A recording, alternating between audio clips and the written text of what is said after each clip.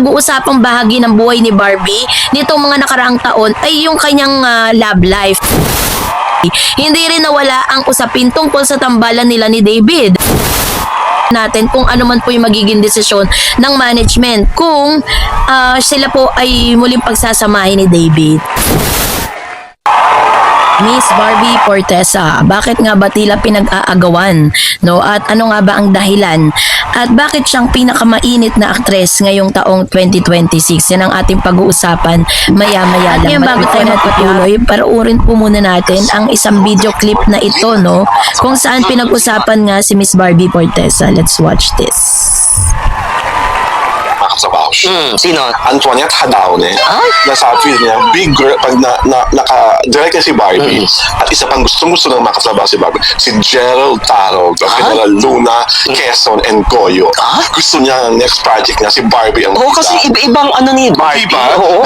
If you are this young miss and all the new directors now, ikaw ang gustong gawing news, that's already saying so much. Yes, Parang, true. ano yung parang checklist nila? Tsaka hindi, kasi Bakit list silang makasabaw? si Barbie kasi- ang nag-iisang Barbie Fortesa. si Barbie kasi stand alone.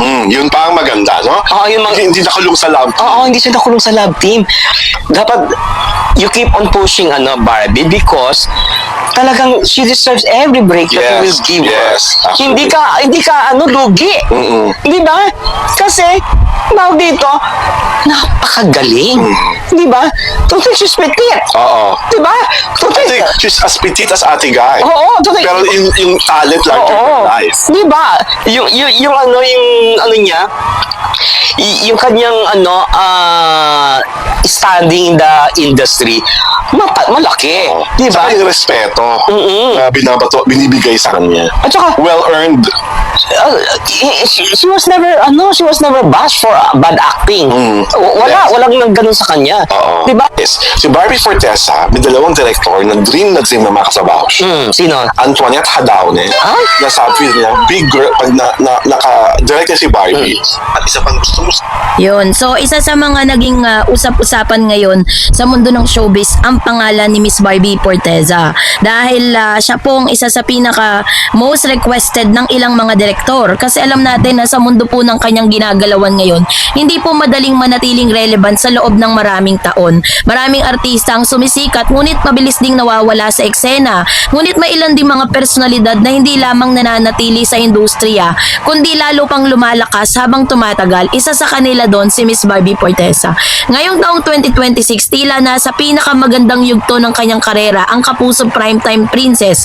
Mula sa pagiging child star hanggang sa pagiging isa sa pinakarespetadong aktres ng kanyang henerasyon. Na patuloy na pinatutunayan ni Barbie na hindi aksidente ang kanyang tagumpay. Kaya naman hindi nakapagtataka na maraming direktor ang gustong makatrabaho siya. Sa katunayan, maraming entertainment observers ang naniniwalang isa siya sa pinaka-in-demand na aktres sa Pilipinas ngayon. Kasi nagsimula si Barbie sa murang edad at mabilis na napansin dahil sa kanyang natural na husay sa pag-arte. At habang lumalaki siya sa harap ng kamera, kasabay din itong lumalawak ang kanyang kakayahan bilang performer.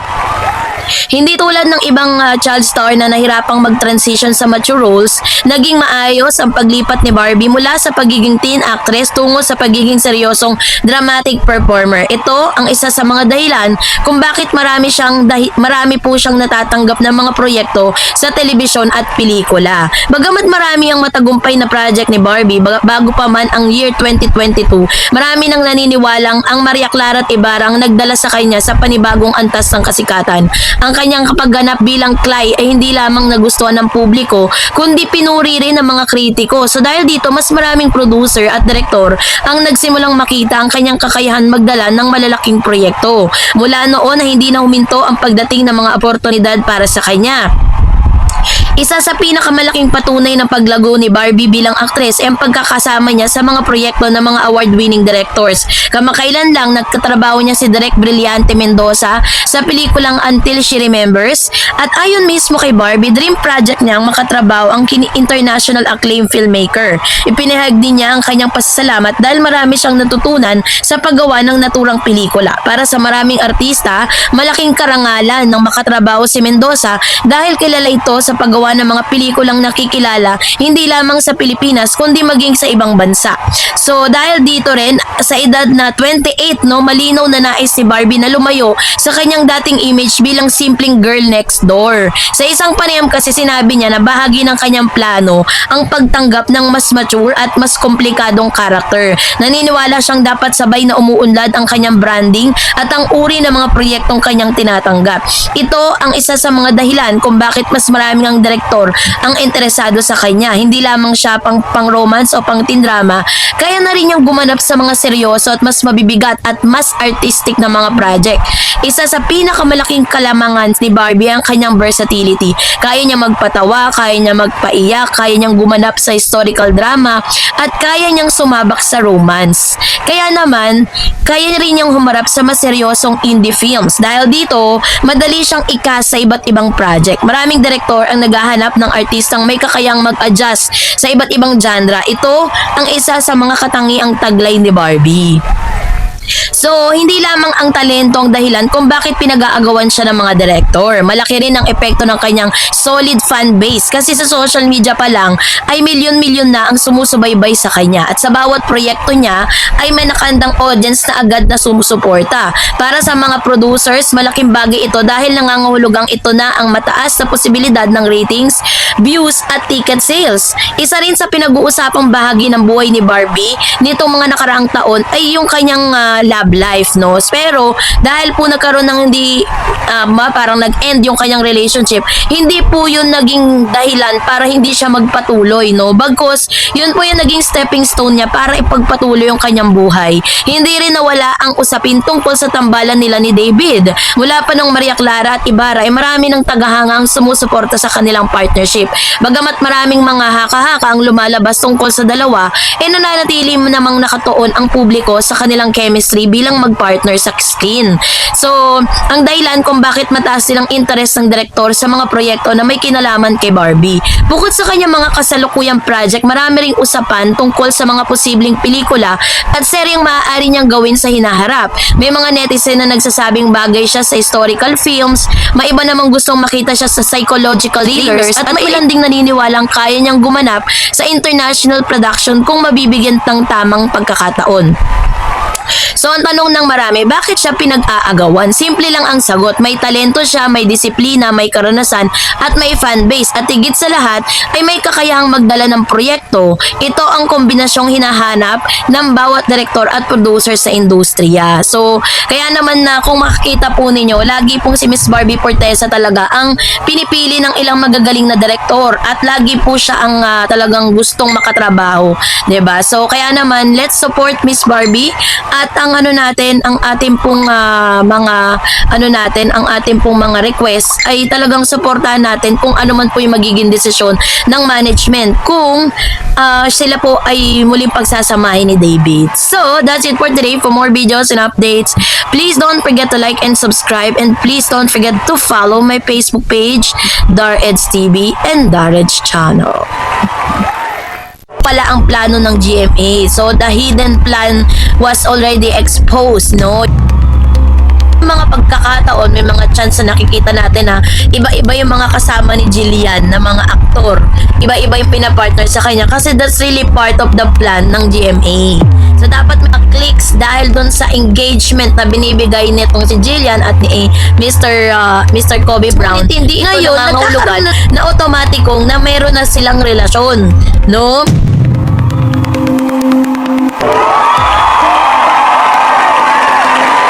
Jillian Ward and Kobe Brown, totoo nga ba ang mga chika na kaya pala lagi silang nakikita or spotted na magkasama?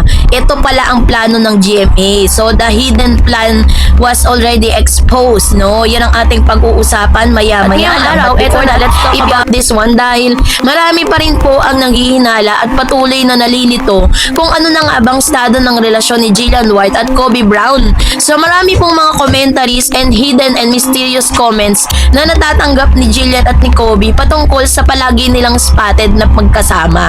So, alam naman natin na sa mundo po ng showbiz, hindi may iwasan na usap-usapan sa tuwing may dalawang artista na madalas magkikitang magkasama. Sa mga nakalipas sa linggo, isa sa mga pinag-usapang tambalan nga ay ang sina Jillian White at Kobe Brown mula sa mga public appearances hanggang sa mga event na kanilang dinadaluhan. Maraming tagahanga ang napaisip kung may mas malalim na dahilan kung bakit madalas silang nakikitang magkasama. At may ilan pang nagsasabing posibleng pinaghahandaan sila ng GMA para sa isang malaking project.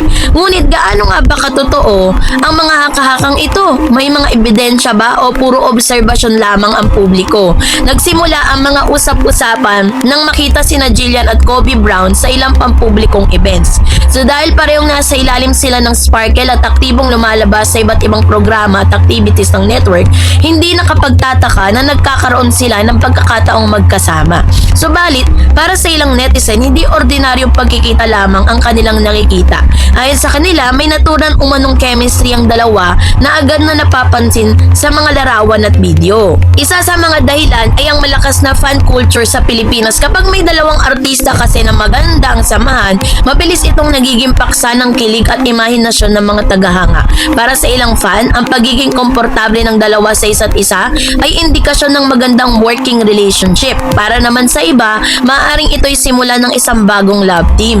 So, dahil po dito, iniisip po ng marami na kaya daw ni Gag nangyayari to dahil nare-repeat lang talaga yung history, 'di ba? Like for example po, 'di ba, nung mga panahon ni Mr. Eman Bacosa Pacquiao na siya po ay lalabas, no, doon po sa kanila pong serye na Never Say Die. Ang ginagawa po is talagang binibigyan sila ng moment na magkasama sila, may mga moment na naghaharutan sila, moment na kapag nagkita sila talagang kikiligin ka. So ganun din po ang ginagawa ng GMA sa ngayon. That is what you call a marketing strategy. Dahil sinasabi ng ilan na maaaring itong si Jillian White at Kobe Brown ay may paparating na proyekto. Kasi nga 'di ba parang ang strategy po ng GMA ngayon is hindi na po sila nagkakaroon ng parang permanent love team. Kasi ayaw po nila yung mga artista nila na makulong sa love team. Kasi 'di ba alam naman natin na uso ngayon yung tinatawag na yung cancel culture. Kapag ang isang love team nagkaroon sila ng problema, naghiwalay, ang nangyayari yung isa kinakancel, yung isa sinusuportahan. Kung sino yung nagmumukhang kawawa, yun ang sinusuportahan. Yun yung nais na gibain ng GMA. That's the reason why iba-iba yung pinapartner kay Jillian, 'di ba? If you remember Miss Barbie Forteza, bakit po siya lumabas sa kanyang comfort zone? Kahit alam natin na marami pong fans ang Barda, pero mas pinili ni Barbie na magkaroon siya ng solo era project. Ganon din si David. Kasi nga yun ang strategy ngayon ng GMA. Tingnan niyo si Miss Jillian na partner pa siya kay David Licauco, 'di ba? Kasi nga ganon Ganon din po yung ginagawa ngayon. Kaya kung may mga pagkakataon, may mga chance na nakikita natin na iba-iba yung mga kasama ni Jillian na mga aktor, iba-iba yung pinapartner sa kanya kasi that's really part of the plan ng GMA. So dapat maintindihan natin yun, hindi yung basta na lang tayo nang huhusga kay Jillian. Inuhusgahan natin yung pagkatao niya na hindi naman natin siya personal na kilala, 'di ba? Kasi yun po parte po ng kanyang plano po ng GMA para sa kanya na minsan na nimi-misinterpret ng mga tao, 'di ba? So dahil dyan, syempre, meron po mga komentaryong natanggap mula sa mga netizen. Narito ang ilang mga typical na komento na mababasa nyo po online. Sabi niyan, parang may chemistry sila. Bagay silang maging magkapare sa teleserye. O tingnan nyo ha, dahil po dun sa mga clicks, dahil dun sa engagement na binibigay nitong si Jillian at ni Mr. Kobe Brown, ngayon, nagkakaroon na ng fan base. Nagkakaroon na ng mga taga-suporta si Kobe at Jillian. Nagkakaroon na ng team Kobe at Jillian. Tapos may team Jillian and team Jillian and Eman. 'Di ba ganun? Ganun ang nangyayari ngayon. So sabi dito, bakit silang magkapareha sa teleserye? Pakiramdam ko may project niluluto ang GMA. O 'di ba? Parang sinusubukan mo ng audience reaction. Yes. Parang yan testing of the water. Test muna natin kung papalag yung mga netizen. Test natin kung magi-give in yung mga netizen. Test natin yung engagement nito. Ganun po 'yun. Ang mahalagang tandaan na ang mga komentong ito ay personal na opinion lamang ng mga netizen at hindi official na impormasyon. Sa industriya ng telebisyon, karamihan kasing sinusubukan ng mga network ang pagtanggap ng publiko sa ilang artista bago sila pagsamahin sa isang malaking proyekto. Minsan, nilalagay sila sa isang parehong event o 'di ba? Guesting, promotional activity upang makita kung paano tutugunan ng audience. Ngunit hindi ito nangangahulugan na otomatikong na meron na silang relasyon, no? May mga pagkakataon din na simpleng pagkakataon lamang ang pagiging magkasama ng mga artista dahil pareho silang bahagi ng parehong talent agency. Sa patuloy na lumalawak na karera kasi ni Jillian Ward mula sa pagiging child star hanggang sa pagiging isa sa pangunahing artista ng kanyang henerasyon, marami na siyang napatunayang kakayahan. Bukod sa pag-arte, pumapasok na rin siya sa larangan ng musika at iba pang entertainment projects. Kamakailan lamang ay nag-anunsyo rin siya ng mga special na project para sa kanyang mga tagahanga. Si Kobe Brown naman ay isa sa mga batang artista pa lang na unti-unting bumubuo ng pangalan sa industriya. Nakikilala siya sa kanyang mga palabas sa reality television bago tuluyang pumasok sa mundo ng pag-arte. Marami ang naniniwalang malaki pa ang kanyang potensyal at maaari siyang maging isa sa mga susunod na pangunahing leading men ng kanyang henerasyon. So, sa kasalukuyan, wala pa pong opisyal na anunsyo na nagpapatunay na meron na silang serye kasi nga testing pa. No, wala pa po yung umaga, hindi pa natin makukonfirm kung talagang meron ba silang paparating na proyekto. Maaaring yan po ay utos ng mga boses sa GMA na kailangan makita kayong ganito, magkasama kayong dalawa, kailangan makita na talagang meron kayong chemistry na pwede kayong pagsamahin sa project. Ganon po yun. Kaya wag po tayong husga ng husga kay Jillian. No, ang tangi lang naman natin pwedeng gawin ay supportahan si Jillian Ward. Kung talagang totoong supporters kayo, kung totoong genuine supporters kayo ni Jillian. So yun po yung dapat nating gawin. Support them. Huwag nating siyang i-bash. 'Di ba? Alam naman natin na hindi naman masamang tao si Jillian, 'di ba? Wala naman siyang tinapakang tao sa mga ginagawa niya. So kaya naman para mas masaya ang buhay, less bashing, 'di ba? So kayo po, anong yan sa loobin patungkol dito, mag-comment kayo sa comment section. And that's it for today. For more videos and updates, please don't forget to like and subscribe. And please don't forget to follow my Facebook page, Dareds TV and Dareds Channel. God bless everyone.